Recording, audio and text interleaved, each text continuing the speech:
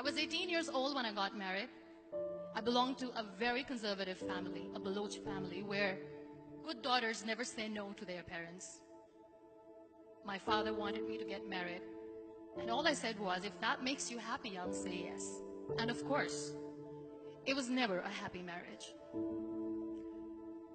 Just about after 2 years of getting married, about 9 years ago, I met a car accident. Somehow my husband fell asleep and the car fell in the ditch. He managed to jump out, saved himself. I'm happy for him. But I stayed inside the car and I sustained a lot of injuries. The list is a bit long. Radius ulna of my right arm were fractured. The wrist was fractured. Shoulder bone and collarbone were fractured. My whole rib cage got fractured. But that injury that changed me and my life completely was the spine injury. Many people came to rescue. They gave me CPR.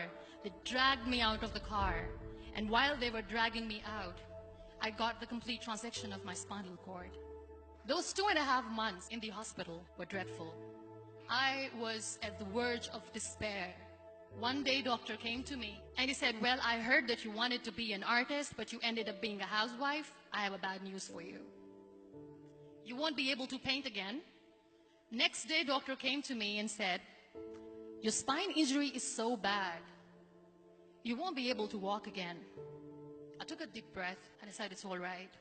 Next day, doctor came to me and said, because of your spine injury and the fixation that you have in your back, you won't be able to give birth to a child again. That day, I was devastated. I started to question my existence. Why am I even alive? So what kept me going was, one day I asked my brothers, I know I have a deformed hand, but I'm tired of looking at these white walls in the hospital and wearing these white scrubs. Bring me some colors, bring me some small canvas. I want to paint. So the very first painting I made was on my deathbed, where I painted for the very first time. What an amazing therapy it was. Without uttering a single word, I could paint my heart out. I could share my story. People used to come and say, what lovely painting. So much color. Nobody could see the grief in it. Only I could. And that day I decided that I'm going to live life for myself. I am not going to be that perfect person for someone. I am just going to take this moment and I will make it perfect for myself. That I'm going to fight my fears. So I wrote down one by one all those fears. And I decided that I'm going to overcome these fears one at a time. You know what was my biggest fear? Divorce. But the day I decided that this is nothing but my fear, I liberated myself by setting him free. And I made myself emotionally so strong that the day I got the news that he's getting married, I sent him a text that I'm so happy for you and I wish you all the best. And he knows that I pray for him today. Number 2 was, I won't be able to be a mother again. And that was quite devastating for me. But then I realized there are so many children in the world, all they want is acceptance. So there is no point of crying, just go and adopt one. And that's what I did.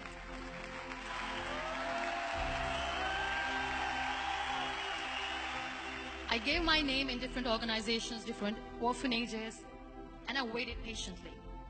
2 years later, I got this call from a very small city in Pakistan. I got a call and they said, are you Muniba Mazari? There is a baby boy and would you like to adopt?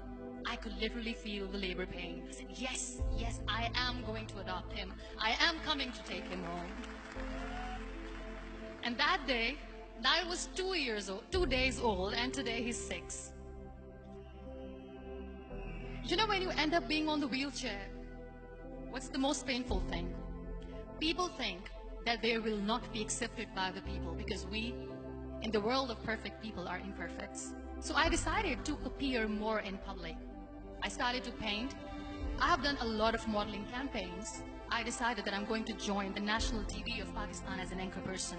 I became the National Goodwill Ambassador for UN Women Pakistan, and now I speak for the rights of women, children. I was featured in BBC 100 Women for 2015. I'm one of the Forbes 30 under 30 for 2016. So when you accept yourself the way you are, the world recognizes you. It all starts from within. We have this amazing fantasy about life. This is how things should work. This is my plan. It should go as per my plan. If that doesn't happen, we give up. I never wanted to be on the wheelchair. Never thought of being on the wheelchair. This life is a test and a trial, and tests are never supposed to be easy. So when you're expecting ease from life, and life gives you lemons, then you make the lemonade, and then do not blame life for that. It is okay to be scared. It is okay to cry. Everything is okay, but giving up should not be an option. They always say that failure is not an option. Failure should be an option, because when you fail, you get up, and then you fail, and then you get up, and that keeps you going. Embrace each and every breath that you are taking. Celebrate your life. Live it. Don't die before your death. Real happiness lies in gratitude. So be grateful, be alive, and live every moment.